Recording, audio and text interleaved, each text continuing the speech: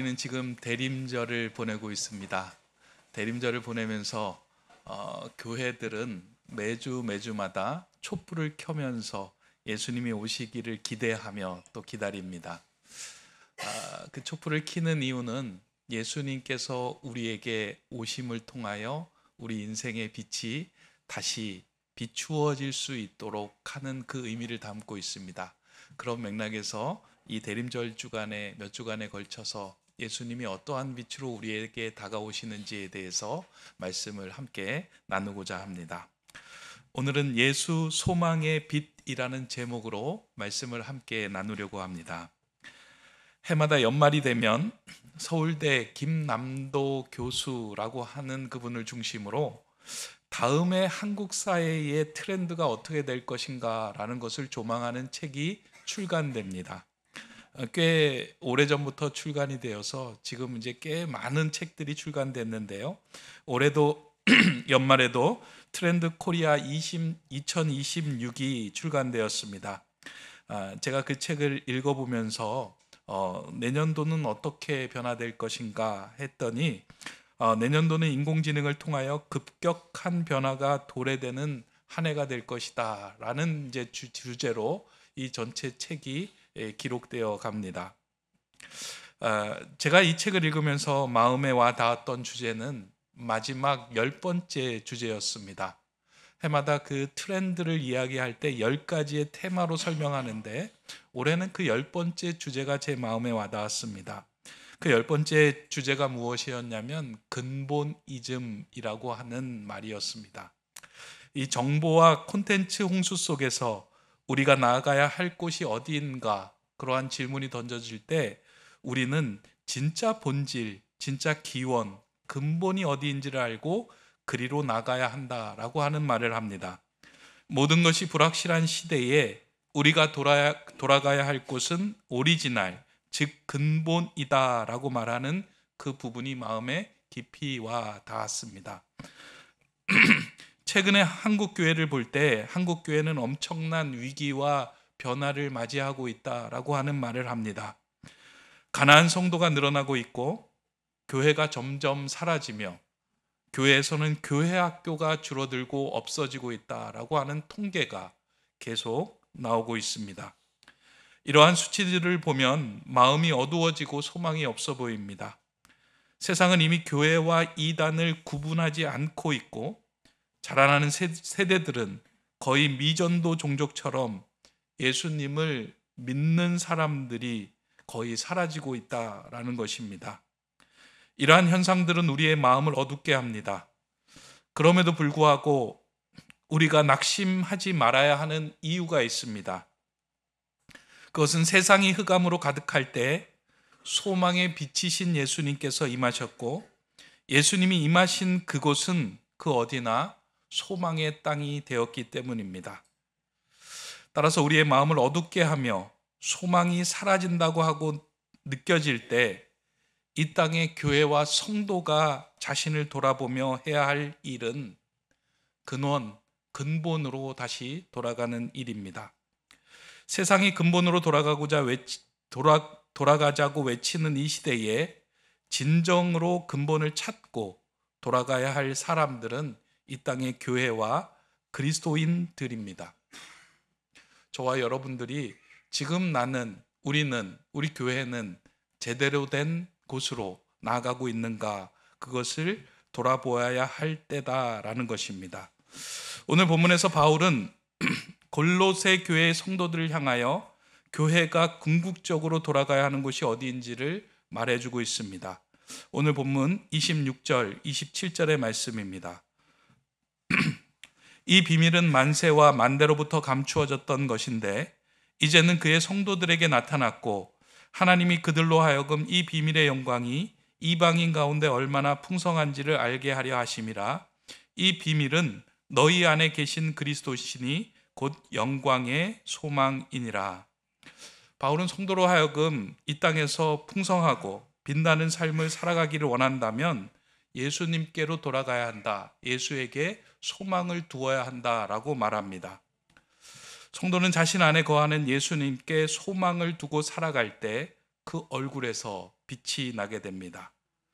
바울은 이렇게 성도가 풍성하고 빛나는 삶을 살아가는 그 비밀이 우리 안에 거하신 예수님께 있다고 말하며 그분에게 돌아가 그분에게 소망을 두어야 한다라고 말씀합니다.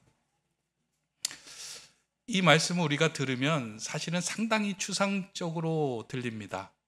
예수님에게 돌아가십시다. 우리 안에 거하시는 예수님에게 소망이 있습니다.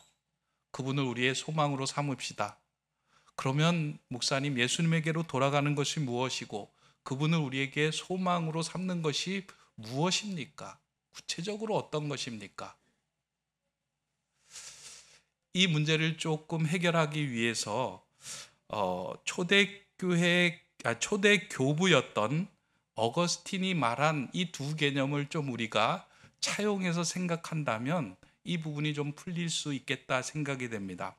어거스틴은 이것을 해결하기 위해서 두 개념을 언급하는데, 하나는 향유라고 하는 개념과 또 하나는 사용이라고 하는 개념을 언급합니다. 향유라고 하는 것은 상대방을 대할 때 수단이 아니라 그 존재 자체로 즐거워하는 것, 그 목적으로 대하는 것을 향유라고 말합니다. 이에 비해 사용은 내게 있는 것들을 목적을 위한 수단으로 사용하는 것, 궁극적인 목적을 위한 수단으로 내게 있는 모든 것들을 사용하는 것, 그것을 사용이다라고 말하고 있습니다. 여기서 한 가지 주의해야 될 것은, 꼭 이렇게 두 가지가 나오면 향유는 좋은 것이고 사용은 나쁜 것이다 라고 우리가 생각을 하는데요, 그렇지 않다는 것입니다. 향유해야 할 대상이 있고 사용해야 할 대상이 있는데, 향유와 사용의 그 대상이 전도되면 혼돈의 상황이 오는데 그것이 온전히 지켜지는 것이 중요하다라고 하는 거예요.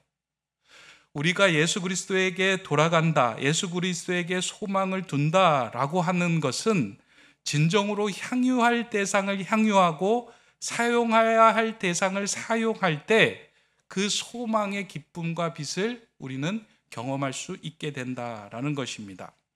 이러한 맥락에서 오늘 본문을 들여다보면 사도 바울은 성도가 향유해야 하는 것이 무엇인지 또 사용해야 하는 것이 무엇인지를 말해주고 있습니다. 이 본문을 토대로 향유와 사용의 개념을 가지고 우리의 안에서 정말로 예수 그리스도에게 어떻게 소망을 두며 그 소망의 빛이 우리에게 어떻게 발현될 수 있는가를 함께 찾아가 보고자 합니다. 첫 번째, 오늘 본문에서 바울은 예수 그리스도를 향유하라라는 의미로 말씀하고 있습니다.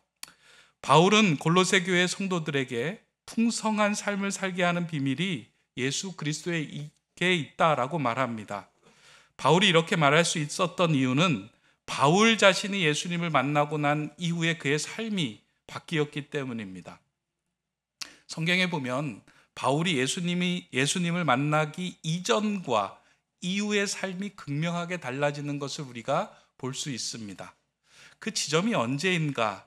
우리는 흔히 이제 다메섹에서 예수님을 바울이 만나고 난 이후에 이제 그 이전과 이후가 달라졌다라고 말을 하는데요. 성경에서 그러한 관점으로 바울을 보면 확연히 달라져 있는 모습을 발견하게 됩니다. 예수님을 만나기 이전에 바울은 하나님을 알고 믿었던 사람입니다. 그는 유대 교인이었고요, 율법주의자였습니다. 어떻게든 하나님을 기쁘시게 하는 일에 최선을 다하고자 애를 썼던 인물이 바울입니다. 그는 하나님과 무관한 삶을 살았던 사람이 아닙니다. 자신의 수고와 노력을 다해서 어떻게 하면 하나님을 기쁘시게 할 것인가에 목적을 두고 중심을 두고 살아갔습니다. 그런데 바울은 하나님을 즐거워하거나 하나님을 향유하지는 못했습니다.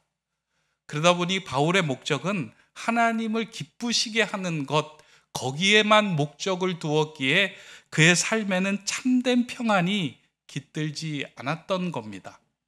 하나님이 원하시는 삶은 하나님을 기쁘시게 하는 삶 이전에 하나님을 즐거워하는 삶이었습니다. 하나님을 향유하는 삶이었습니다. 그 삶이 빠진 채로 하나님을 기쁘시게 할 때는 그 삶은 너무나도 분주하고 때로는 공허하고 헛된 것이 그에게 담겨질 수 있었는데 그것을 바울이 경험했던 겁니다. 그런데 다메섹에서 바울이 예수님을 만나고 난 이후에 그의 삶이 달라집니다. 예수님을 향유하며 예수님을 즐거워하기 시작합니다. 그러다 보니 바울을 주변을 떠났던 모든 사람들이, 바울을 경계하고 두려워했던 사람들이 다시금 바울 안으로 들어오고 바울과 함께 거하면서 바울을 통하여 묘한 그 풍성함과 묘한 그 소망을 발견하게 됩니다. 그러면서 바울에게도 질문합니다. 당신에게 있는 이 소망의 이유와 근거가 무엇입니까? 나도 그것을 좀 누리고 싶습니다. 왜 그와 같은 영향력을 끼칠 수 있는 사람이 되었는가? 다른 것이 아니라 바울은 예수님을 향유하고 예수님을 즐거워했기 때문입니다. 우리는 신앙생활을 할 때 간혹 혼동하는 것 가운데 하나가 하나님을 기쁘시게 하는 삶을 살아야 되겠다. 예수님을 기쁘시게 하는 삶을 살아야 되겠다라고 생각합니다. 그래서 예배도 가야 되고 헌금도 해야 되고 봉사도 해야 된다라고 생각을 합니다. 거기에 목적을 두고 거기에 초점을 두고 신앙생활할 때가 많이 있습니다. 그러다 보니까 어느 순간에는 자원해서 그 길로 나섰는데 힘들고 지치고 어렵고 마음이 헛헛하고 공허함을 느낄 때가 있습니다. 왜 이러지? 왜 신앙생활 하는데 이렇게 힘들지? 힘겹지? 라고 하는 생각까지 들게 됩니다. 그런데 이거와 함께 짝을 이루어야 되는 것이 무엇이냐면 하나님을 즐거워하고 기뻐하는 것이 항상 선행돼야 합니다. 내가 하나님을 즐거워하는가? 내가 하나님을 기뻐하고 있는가? 그분과 동행함이 정말로 내게 정말로 큰 기쁨과 소망이 되고 있는가? 그 마음이 생길 때 우리가 하는 모든 섬김과 나눔과 사랑에 힘이 실리고 빛이 생겨나기 시작합니다. 지난 주간에 오늘 찬양대 우리 장로님이 지휘 멋지게 하셨는데요. 이제 2026년도에 새로운 지휘자로 지휘자를 청빙하기로 했어요. 그래서 이제 장로님하고 함께 면접을 봤습니다. 그랬더니만 어떤 그 지휘자 한 분이 오셔서 그런 질문을 하시더라고요. 대부분 면접 오시는 사람들이 질문은 잘 안 하는데 이제 질문을 합니다. 목사님은 어떠한 찬양대가 되기를 원하고 계신가요? 목사님이 생각하는 이상적인 찬양대는 뭔가요? 그런 질문을 하더라고요. 그래서 제가 이렇게 머뭇거리지 않고 제가 대답을 했습니다. 저는 하나님을 기쁘시게 하는 찬양대보다 하나님을 즐거워하는 찬양대가 되면 좋겠습니다. 비슷한 것 같잖아요. 근데 정말로 다른 거거든요. 하나님을 기쁘시게 하기 위해서 무엇인가 애쓰고 노력하고 음을 맞추고 멜로디를 맞추다 보면 자칫 실수하게 되면 내가 하나님을 기쁘게 하지 못한 것처럼 느껴질 때가 있어요. 음이 이탈되고 오늘 찬양이 조금 이상했다라고 하면 마음이 갑자기 어두워지지 않아요? 네, 오늘은 어떠셨어요? 잘하셨어요?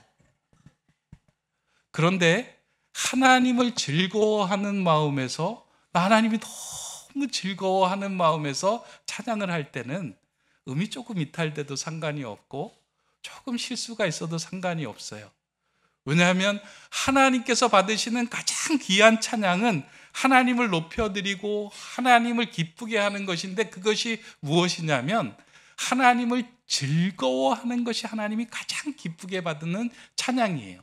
그러니까 성도의 마음에 나 하나님 너무 즐거워 하는 그 모습이 얼굴로 나타날 때, 표정으로 나타날 때 이미 찬양대가 드릴 수 있는 가장 베스트의 찬양을 드린 거예요. 그래서 제가 그렇게 얘기했어요. 저희 찬양대는 실력보다는 하나님을 즐거워하는 찬양대가 되는 그런 찬양되면 좋겠습니다. 이거는 저는 부모와 자녀 사이에도 좀 같다라고 생각을 합니다. 우리 모든 관계에서도 향유하는 것보다 소유하려고 할 때가 조금 많이 있습니다. 부모와 자녀 관계에서도 부모가 자녀를 소유하려고 할 때 자녀의 얼굴 낯빛이 어두워질 때가 많이 있습니다. 그러니까 부모가 이제 집에 쫙 들어갔을 때요, 아이들의 낯빛이 환해지면 그 부모는 자녀를 향유하는 거예요. 왜냐하면 그 아이 존재만으로도 즐겁고 기쁘고 아름답기 때문이에요. 충분한 가치가 있기 때문이에요. 그런데 어느 순간에 내가 가지고 있는 틀을 가지고 그 자녀를 바라보며 소유하기 시작하려고 할 때, 그 틀에 자녀가 맞지 않아 보이는 그 부분들을 뜯어고치려고 자녀들에게 다가설 때, 부모가 그 집에 들어갈 때 갑자기 분위기가 어두워집니다.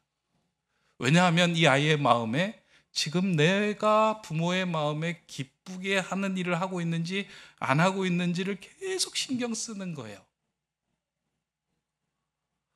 그러다 보니까 자녀는 부모가 하는 말에 날카롭게 반응할 수밖에 없는 상황이 됩니다. 그러나 부모가 자녀를 향유하고 그 존재를 즐거워하기 시작할 때 그 가정에서 빛이 나고 소망이 생기는 거예요. 사랑하는 부모님들께 제가 좀 여러분들에게 그 당부를 드립니다. 우리 자녀들을 향하여 여러분 그렇게 말해주세요. 너는 가치 있는 존재야. 너는 뭐라도 될 수 있는 귀한 사람이야. 라는 마음으로 그 존재를 온전히 인정해 주기 시작할 때 거기에서 소망의 빛이 회복이 됩니다. 향유한다는 것은 그 대상을 수단이 아닌 목적으로 즐거워한다는 의미입니다. 따라서 예수님을 향유한다라고 하는 것은 예수님을 즐거워하는 겁니다. 내 인생의 소망이 되시며 내 삶의 전부가 되시기에 그분과 함께 할 때 내 삶에는 두려움과 염려가 없어지며 그분과 함께 하는 그 자체만으로도 기쁨과 감사가 넘쳐난다라는 것이 바로 이 향유입니다. 이러한 예수님을 마음에 담고서 그분을 즐거워하는 자는 그 어떤 상황과 환경도 그를 절방에 빠지지 못하게 만듭니다. 예수님이 우리의 소망이 되심을 여러분은 믿습니까? 그 소망이 여러분들 안에 거하심을 믿습니까? 그렇다면 저와 여러분들은 소망으로 이루어진 존재들입니다. 예수님을 향유하라라고 하는 것은요, 이제 우리가 살아갈 때 내 삶의 동력을 내 안에 거하시는 이 소망의 예수님으로 삼는다라고 하는 거예요. 저는 향유라고 하는 표현이 이중적인 의미가 있다라는 생각을 이렇게 설교를 준비하면서 했어요. 그러니까 예수님을 만난 마리아가 예수님 앞에서 향유 옥합을 깨뜨리잖아요. 그리고 그 향유를 예수님에게 바르잖아요. 내가 가장 소중하게 여겼던 이 향유 옥합, 그걸 깨뜨려서 예수님에게 바르면서 이제는 내 인생의 향기와 내 인생을 살아가게 하는 가장 큰 동력은 향유 옥합에 있는 것이 아니라, 소유에 있는 것이 아니라 예수님에게 있습니다. 내가 이제 예수님을 나의 동력으로 삼고 나를 밝히 빛내는 기름으로 삼으며 살아가겠습니다. 고백하는 거예요. 그래서 그 향유가 이중적인 의미가 있겠구나. 내 안에 소망이, 예수 그리스도에 대한 소망이 든든하게 생겨난 사람들은 그 어떤 상황 속에서도 얼굴 낯빛이 어두워지지 않습니다. 물론 초반에는 어두워지겠지만 점점 예수님이 내가 함께 하시기 때문에 내 인생을 환하게 인도해 주실 것이다 라고 하는 것을 믿기 때문에 그 빛이 나는 거예요.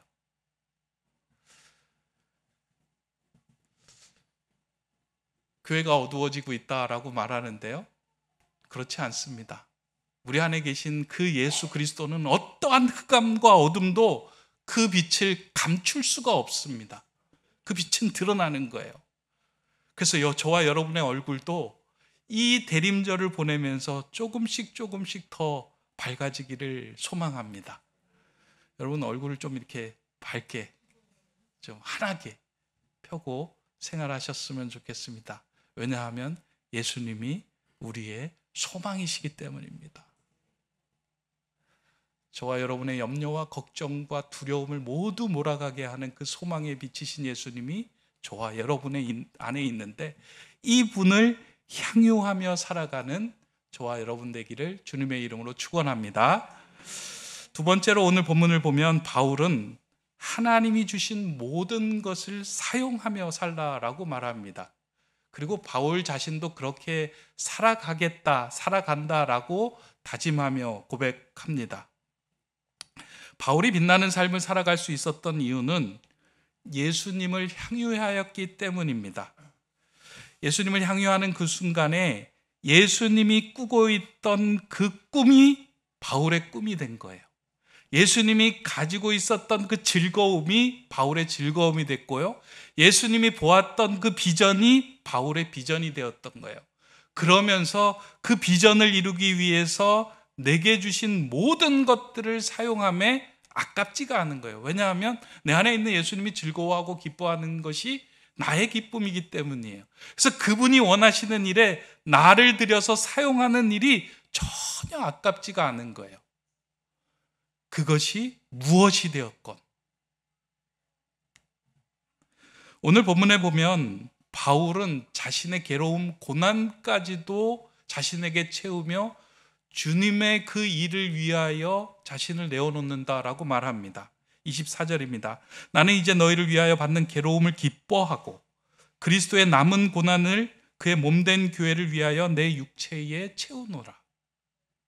하나님 나라를 위하여 살아가는 나에게 주어지는 이 괴로움도 하나님이 나에게 주신 것으로 사용할 수 있기에 내가 기뻐하고, 하나님이 주신 나에게 주신 고난까지도 하나님 나라를 이루는 일이라면 기꺼이 사용하며 감사하며 살아가겠다라고 이야기합니다.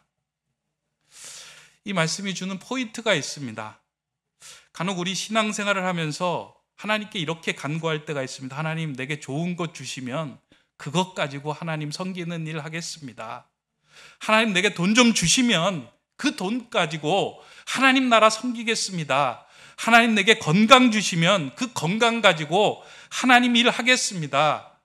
하나님, 내게 지혜 주시고 능력 주시고 힘 주시고 은사 주시면 그것 가지고 하나님을 일하겠습니다 라고 기도하고 간구합니다. 그러다 보니까 계속 그거 주실 때만 기다리고 머물러 있을 때가 많은 거예요. 아직 나는 부족합니다. 아직 요거 채워지면 내가 하나님 일 하겠습니다. 근데 바울은 그렇게 얘기하지 않아요. 바울은 내게 주신 질병을 들어서, 바울은 내게 주신 실패를 들어서, 바울은 내게 주신 고난을 들어서 그 고난까지도 사용하여 하나님 나라를 위하여 쓰겠습니다 라고 고백하며 이야기합니다. 건강한 사람이 하나님 나라 위에 사용할 수 있는 부분이 있다면 건강치 못한 사람이 하나님 나라 위에 사용할 수 있는 부분이 있어요. 그 아픔 때문에 하나님 나라를 섬길 수 있는 부분이 있어요. 부유한 자가 물질로 하나님 나라를 섬길 수 있는 부분이 있다면 가난해서 아무것도 없는 상황 속에서도 흔들리지 않는 믿음으로 하나님 나라를 사용하며 섬길 수 있는 부분이 있어요. 그 모든 것에서 하나님 나라를 목적으로 삼고 내가 그것을 사용하며 살겠습니다 고백하는 그 모습이 사울의 삶을 빛나게 했던 겁니다. 이러한 바울의 그 삶이 잘 묻어나는 찬양이 있습니다. 제가 어렸을 때 이제 많이 불렀던 찬양인데 요즘은 거의 안 부르는 것 같아요. 우리 아마 이 찬양 팀에서도 한 번도 부른 기억이 없다라는 생각이 드는데요. 송명희 시인이 불렀던 나라고 하는 찬양 있잖아요. 어렸을 때 그 찬양을 참 많이 불렀어요. 가사 기억나시죠? 나 가진 재물 없으나, 나 남이 가진 지식 없으나, 나 남에게 있는 건강 있지 않으나, 나 남이 없는 것 있으니, 나 남이 못 본 것을 보았고, 나 남이 듣지 못한 음성 들었고, 나 남이 받지 못한 사랑 받았고, 나 남이 모르는 것 깨달았네. 공평하신 하나님이 나 남이 가진 건 나 없지만 공평하신 하나님이 나 남이 없는 것 갖게 하셨네. 송명의 시인이 어려서부터 소아마비 아니었습니까? 글 하나 쓰는 것, 말 하나 하는 것 너무나도 힘든 사람이었습니다. 근데 이 시를 읽을 때 모습을 영상으로 찍어 놓은 것이 있는데요.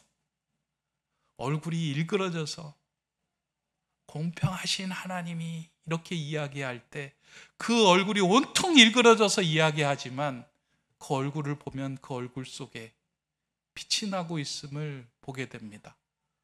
왜냐하면 하나님을 향유하는 인생이었기 때문에 내게 주신 부족함, 질병, 연약함, 가난함까지도 다 들어서 하나님을 찬양하는 삶을 살아가겠습니다. 고백한 삶은 너무나도 아름답고 귀합니다. 그분이 얘기했던 고백이 저에게도 전해졌고 그 감동과 그 은혜로 신앙생활을 더 견고하게 살 수 있는 힘이 된 겁니다. 없으면 없는 대로, 가난하면 가난한 대로, 있으면 있는 대로 그 자리에서 하나님의 영광을 드러내는 삶을 살아가면 됩니다.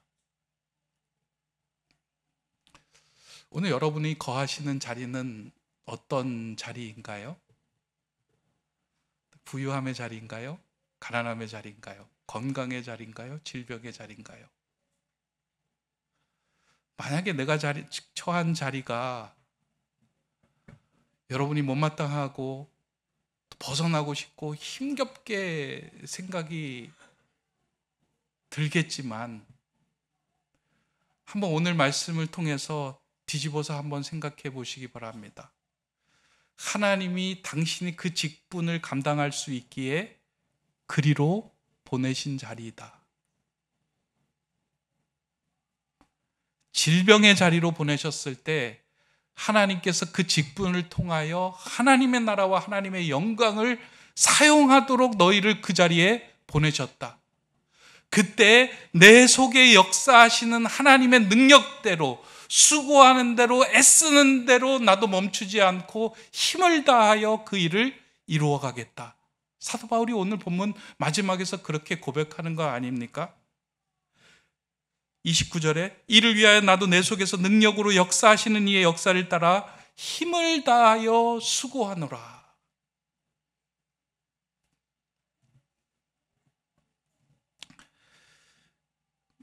최근에 제가 저희 아내에게 좀 칭찬을 좀 많이 듣고 있습니다.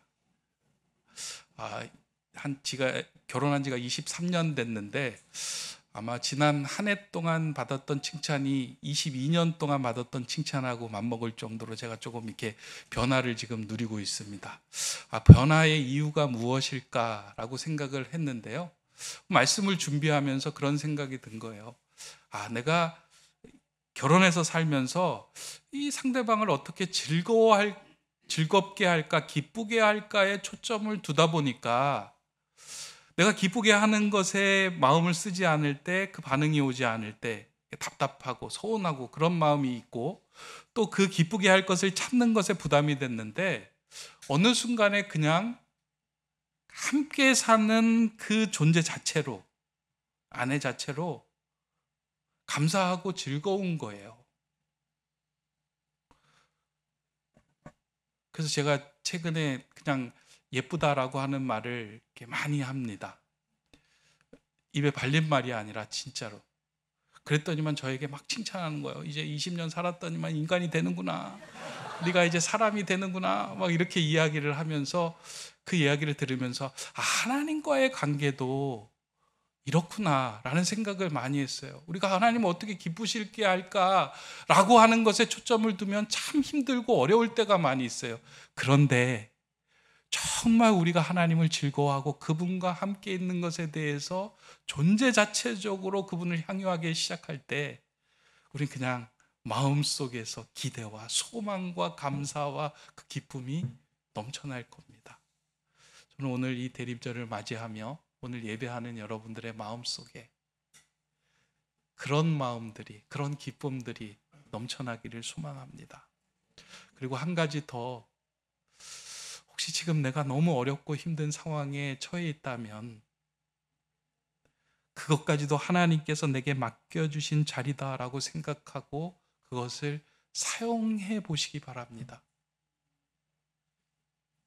어떻게 보면 저는 그래요.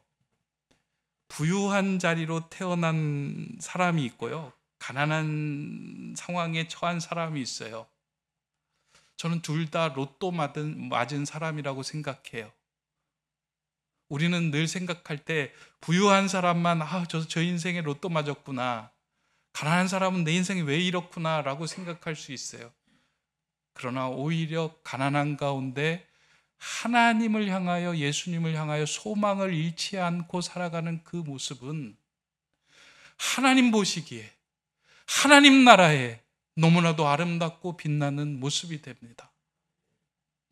내가 건강이 약해서 질병 가운데 있을 때에도 거기에 낭망하지 않고 하나님 나라를 위하여, 나는 비록 몸은 새하여져 가지만 내 안에 계신 예수님의 있기에 나는 소망을 갖습니다.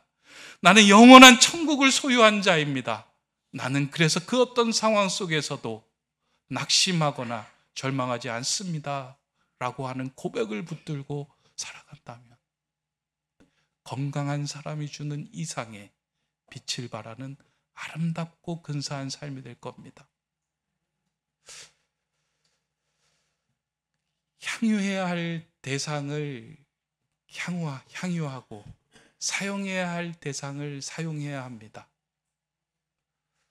가끔 이게 거꾸로 돼가지고, 하나님, 내가 이 물질을 향유해야 되는데 하나님 와서 좀 도와주십시오. 내가 이 건강을 향유해야 되는데 하나님 와서 도와주십시오 하고 하나님만 자꾸 끌어서 사용하게 되려고 할 때 우리의 삶에 질서가 잡히지 않습니다. 물론 아프고 연약하고 힘들 때 하나님의 도우심을 요청하는 건 맞지만, 그보다 먼저 우리가 소망이신 예수님을 향유하기 시작할 때 그 모든 것들은 우리로 하여금 그 소망의 빛을 내는 도구가 되게 하실 겁니다. 그 아름다운 빛을 발하는 소망의 빛을 소유한 저와 여러분, 우리 교회가 되기를 주님의 이름으로 축원합니다. 기도하겠습니다.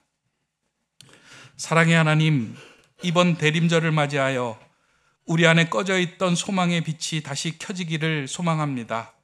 지금까지 세상의 헛된 것만을 향유하며 살고자 했던 우리의 마음에 진정한 향유의 대상인 예수 그리스도가 자리하게 하시고, 오직 우리의 유일한 목적으로 주님만을 향유하며 살아가는 그리스도인 되게 하여 주시옵소서. 예수님 안에 있는 소망의 빛으로 향유와 사용을 구분하게 하시고, 우리의 모든 상황과 재능, 물질, 심지어 우리가 겪는 고난과 아픔까지도 주님의 영광을 위하여 사용하는 참된 성도 되게 하여 주시옵소서. 그리로 돌아가 그곳에서 소망을 찾는 주님의 자녀 되게 하여 주시옵소서. 우리의 소망의 이유가 되시는 예수 그리스도의 이름으로 기도드립니다. 아멘.